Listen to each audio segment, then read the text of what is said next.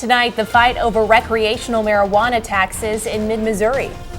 The rain mostly done, still some showers in the forecast. Now our attention turns to the well-advertised cool down. We'll break down what you need to know in terms of these cooler temperatures in my first alert forecast.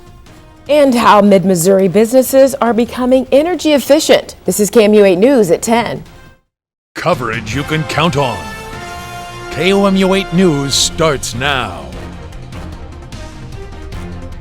Those buying recreational marijuana in Boone and Cole counties are now going to pay more.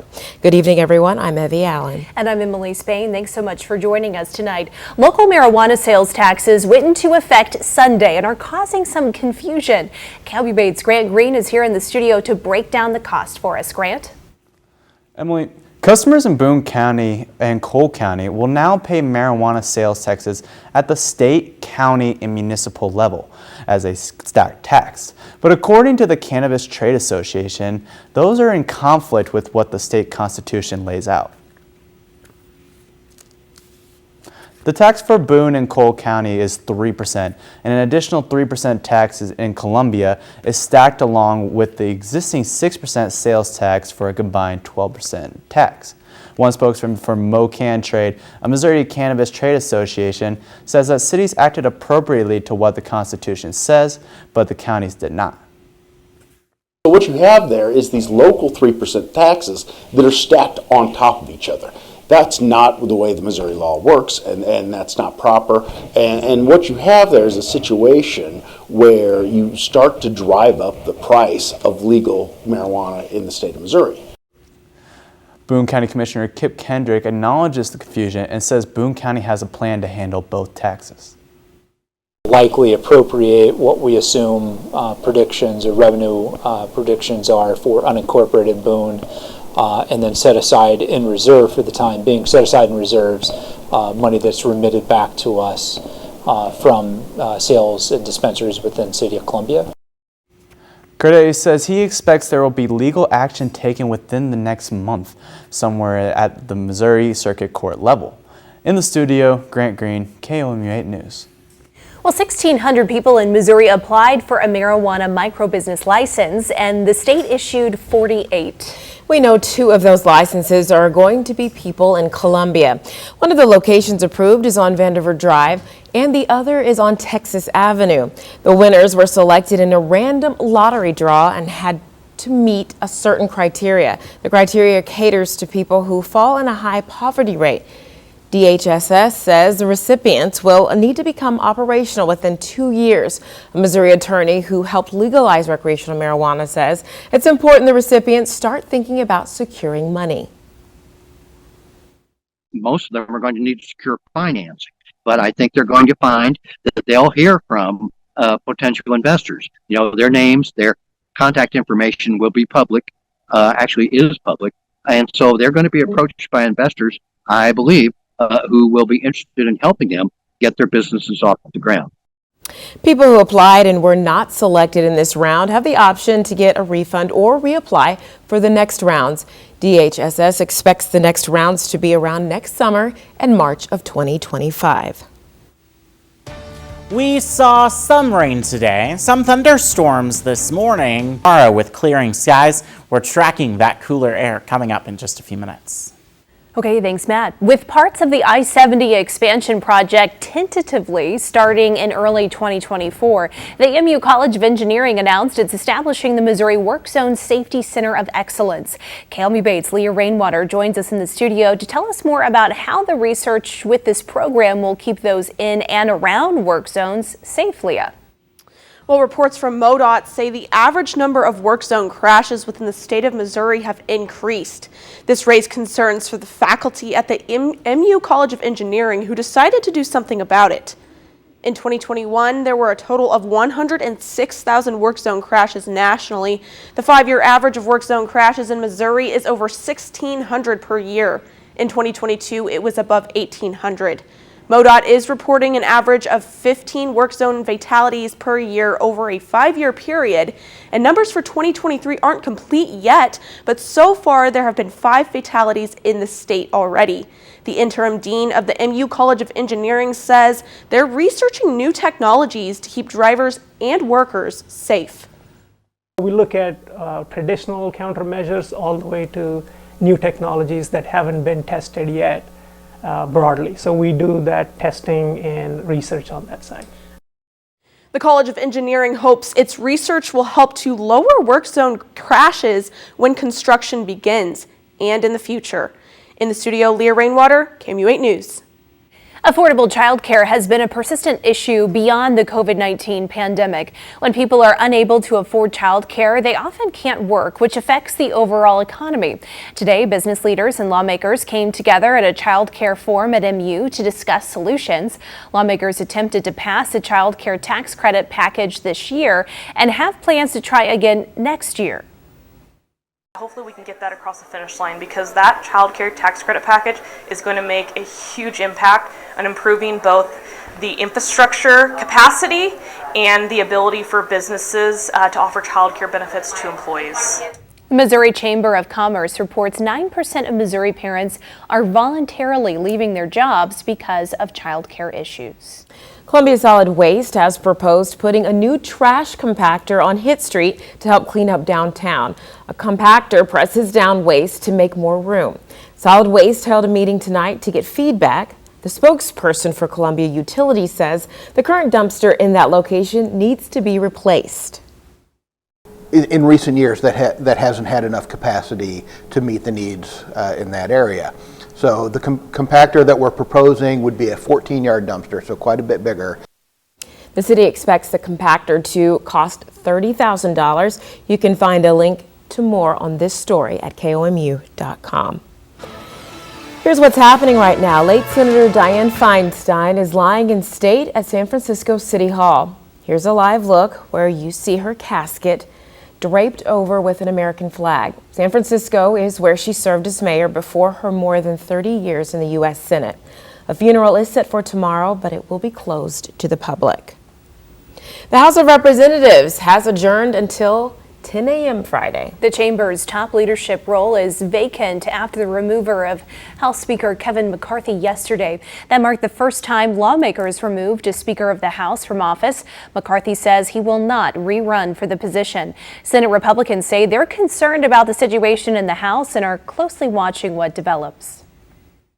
You know, from a Republican point of view, having 8 people join with liberal Democrats to fire the Speaker is not good for the party over time, certainly not good for the country. Republicans in the House will gather on October 11th to nominate McCarthy's replacement. And there's already a growing list of potential replacements to succeed McCarthy, but so far only 2 representatives have publicly said they're running. You can read more about those potential candidates on our website, KOMU.com. Well, it's day 3 of former President Donald Trump's civil fraud trial in New York. Today, he bashed the judge, the state attorney general, and the legal system. The former president also lashed out at the lawsuit, his company, and his 2 adult sons.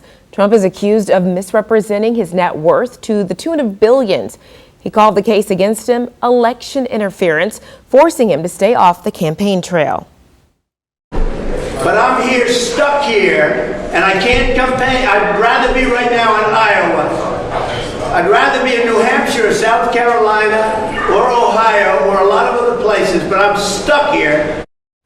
Although the former president has no legal obligation to attend the trial, he says he is because he wants to point out, quote, how corrupt it is. The trial of the FTX founder started earlier today with opening statements in the Manhattan courtroom. Sam Bankman-Fried is charged with several counts of conspiracy and fraud after the fall of his crypto trading platform. The assistant U.S. attorney says Bankman-Fried stole billions of dollars from his customers. He pleaded not guilty, and the trial is expected to last several weeks. More than 75,000 healthcare workers walked off the job this morning in what is being called the largest healthcare strike in U.S. history. Unionized workers, including nurses and EMTs, failed to negotiate new contracts with Kaiser Permanente. They are requesting higher pay, increased job protection, and solutions to fix labor shortages. The majority of the affected facilities are in the western U.S. states. One organizer, who is also a patient at the hospital, is conflicted about her next steps. I'm very worried because my chemo is scheduled for next week, and then I've got another cycle of chemo after that. I've got labs and prescriptions in between there. I don't know what I'm going to do because I won't cross the picket line. The company says hospitals will remain open, and it's making progress in negotiations for better pay and staffing. Coming up, how Mid-Missouri businesses are combating inefficient energy practices. Plus, why you may have to wait to go to the pumpkin patch. And we only got to 73 today, very seasonal, but our lows still well above average, but the sweater weather is coming. We're tracking it next.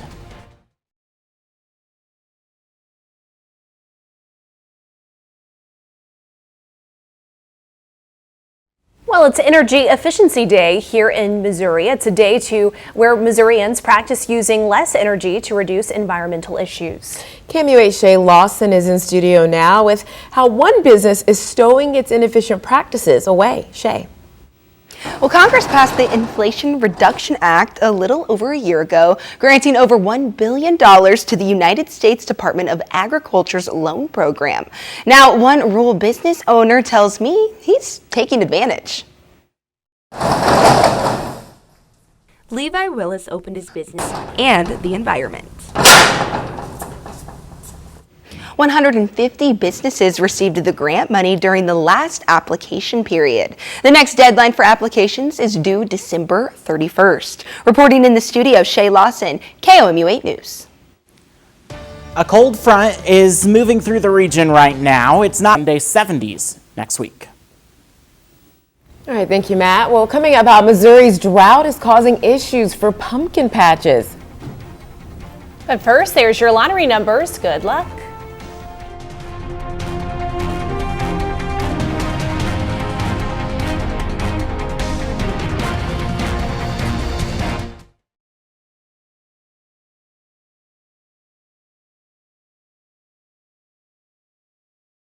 If you plan to head to a pumpkin patch, you will see pumpkins, but they might still be green. Yeah, the drought continues to affect crops this fall. Fisher's Farms in Jefferson City says the dry conditions have also affected the size of their apples. Owners hope more rain will help turn more pumpkins orange before Halloween. So we were blessed to get them to come up, but at the same time, it also threw them almost a month behind. And here we are at the 1st of October. And with as dry as it's been, we're lucky to have some pumpkins, but they're still, a lot of them are still green and they're not turning orange. The state's Drought Assessment Committee met today to talk about drought conditions in Missouri. Governor Parsons' drought alert is scheduled to end December 1st, but the Department of Natural Resources wants an extension on that as it expects the dry conditions to affect farmers into next spring. Ben. We're getting all geared up for an offensive shootout on Saturday at Faroe, but what's the Mizzou defense thinking heading into the LSU game? I've got more on that next.